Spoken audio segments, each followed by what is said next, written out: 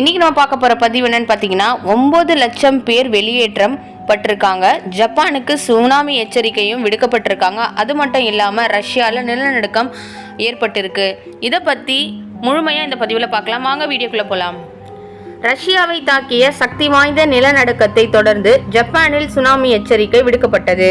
இதனால் சுனாமி பாதிக்கும் என கணிக்கப்படும் பகுதிகளில் இருந்து 9 லட்சம் பேரை வெளியேற்றம் பணி தீவிரமாக நடைபெற்று வருகிறது. ரஷ்யாவின் கம்சாட்கா தீபகற்ப பகுதிக்கு அருகில் புதன்கிழமை காலை 8:25 மணிக்கு பூமிக்கு அடியில் 20 கிலோமீட்டர் ஆழத்தில் ரிக்டர் அளக்கோலில் 8.7 பதிவான சக்தி வாய்ந்த நிலநடுக்கத்தால் ரஷ்யா மட்டுமின்றி ஜப்பான், ஹவாய், அலாஸ்கா ஆகிய பகுதிகளுக்கும் சுனாமி எச்சரிக்கை விடுக்கப்பட்டது. ஜப்பானில் கடலோர பகுதிகளில் 3 அடி உயரத்திற்கு கடல் அலைகள் எழும் என வானிலை ஆய்வு மையம் எச்சரிக்கை விடுத்துள்ளது. இதையடுத்து ஜப்பானின் பசிபிக் கடற்கரையில் 1 மீட்டர் வரை சுனாமி ஏற்பட வாய்ப்புள்ளதாக எச்சரிக்கை விடுக்கப்பட்டுள்ளது.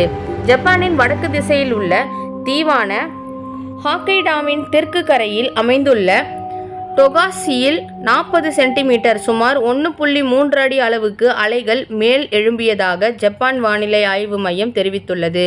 சுனாமி எச்சரிக்கை தொடர்ந்து ஜப்பானின் பசிபிக் கடற்கரையில் உள்ள ஹோக்கைடோ முதல் ஒகினாவா வரை 133 நகரங்களில் உள்ள 9 லட்சத்திற்கும் அதிகமானோரை வெளியேற்றம் பணிகள் நடைபெற்று வருகின்றன. இஷினோமாகியில் 50 சென்டிமீட்டர் அதாவது 1.6 அடி அளவுக்கு அலைகள் மேல் எழும்பியதாக ஜப்பான் வானிலை ஆய்வு மையம் தெரிவித்துள்ளது. இதோட இந்த பதிவு நிறைவடைந்தது. நாளைக்கு என்ன இன்ட்ரெஸ்டிங்கான பதிவு வருதுன்னு பார்க்கலாம். நம்ம சேனலை சப்ஸ்கிரைப் பண்ணலன்னா சப்ஸ்கிரைப் பண்ணிக்கோங்க. பக்கத்தில் இருக்க ஆல் ஆப்ஷன்ஸ் பட்டனை கிளிக் பண்ணிக்கோங்க. அப்போ தான் நான் போடுற வீடியோஸ் உங்களுக்கு நோட்டிஃபிகேஷன் வரும். வேறொரு பதிவுடன் உங்களை மீட் பண்ணுறேன். அது வரைக்கும் நன்றி, வணக்கம்.